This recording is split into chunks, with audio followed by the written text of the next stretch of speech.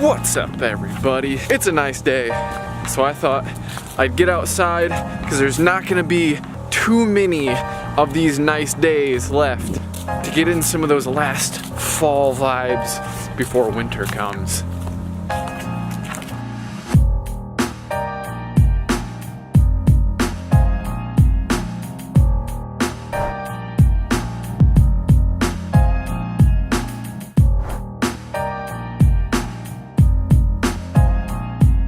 But while I'm out here, I did want to take a moment and talk about something super important that every creative person deals with. Creative blocks. Now, if you're a creative professional, whether full-time or part-time, you will run into creative blocks.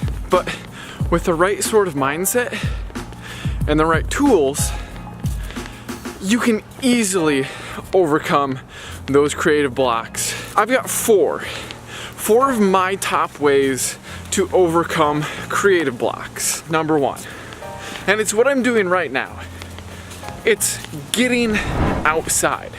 Whether that be getting outside and going for a hike, going for a walk around your block, taking a bike ride. The important thing is that you get outside of your normal creative space. Nature in itself is inspiring. It's creative. This is beautiful. This is creative. This is amazing.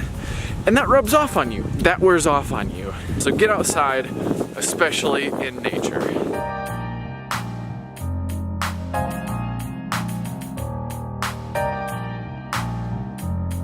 Tip number two, have some other alternative creative outlet other than the one that you primarily make your money off of, to help you think a little different, and so you have another creative venture, creative process that you can take part in, still keep that creative mind going, but yet be working on something separate from what you do day in and day out. All of these different things you can do that you don't have to care about the quality of the product.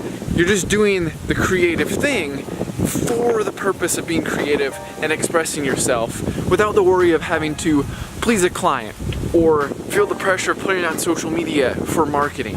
It's just something for you to do. And the nice thing about number one and number two is a lot of times you can combine them. So that's actually what I'm doing right now. I don't actually have a creative block at this time. I'm just getting outside before the weather turns cold permanently. But I'm getting outside, and I brought my film camera along to take some film photography. So for photographers who mainly work in digital, maybe grab a film camera for cheap, just take that around, snap photos for fun, you know? Get back into the aspect of doing what you love and having fun with it, which is what I imagine you started doing first. Before you even did it as a creative career, I'm sure you probably did it just for fun. So find something similar to what you're doing that you can just do for fun.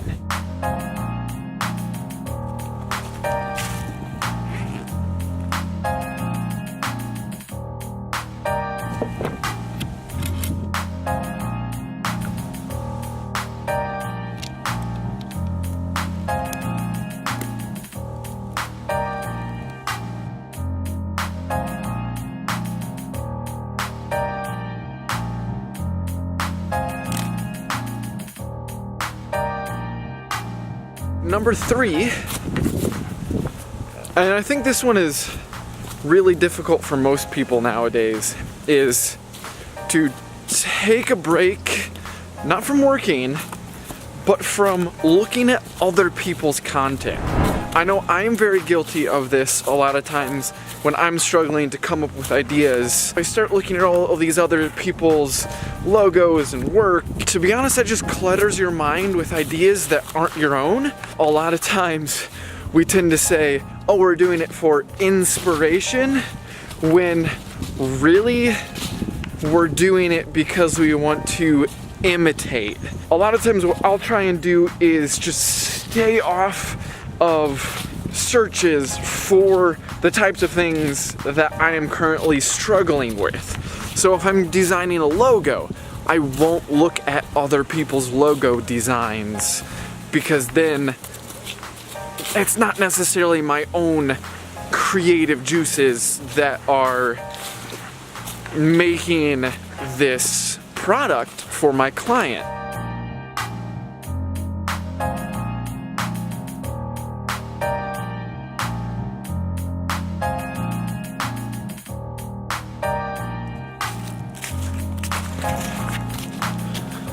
Alright, and my fourth and final tip on how to break through a creative block is probably going to be your least favorite, it's definitely my least favorite, is to just push through it. When I'm getting frustrated by not figuring something out, not coming up with a creative enough idea, if I just sit there and I push through it, I make bad drawings, I make bad designs, and I just keep pushing through it, on the other side of that frustration tends to be the solution to the creative problem that I'm having. Usually I try and do all the other ones first because they're more enjoyable.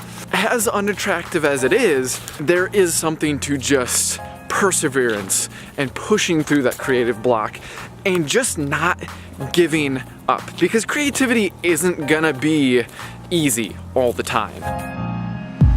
So that is it for this vlog. Let me know what you think of this new sort of setup style of vlogging, making them more succinct, a little bit shorter and a little bit more dedicated to a specific topic and having a goal with it rather than just recording my whimsical adventures. I definitely want to stick with this sort of template for the foreseeable future. If you have any topics you would be interested in me talking on, they can literally range anywhere. But thank you for tuning in, for joining me, and I'll see you on the next one. Peace.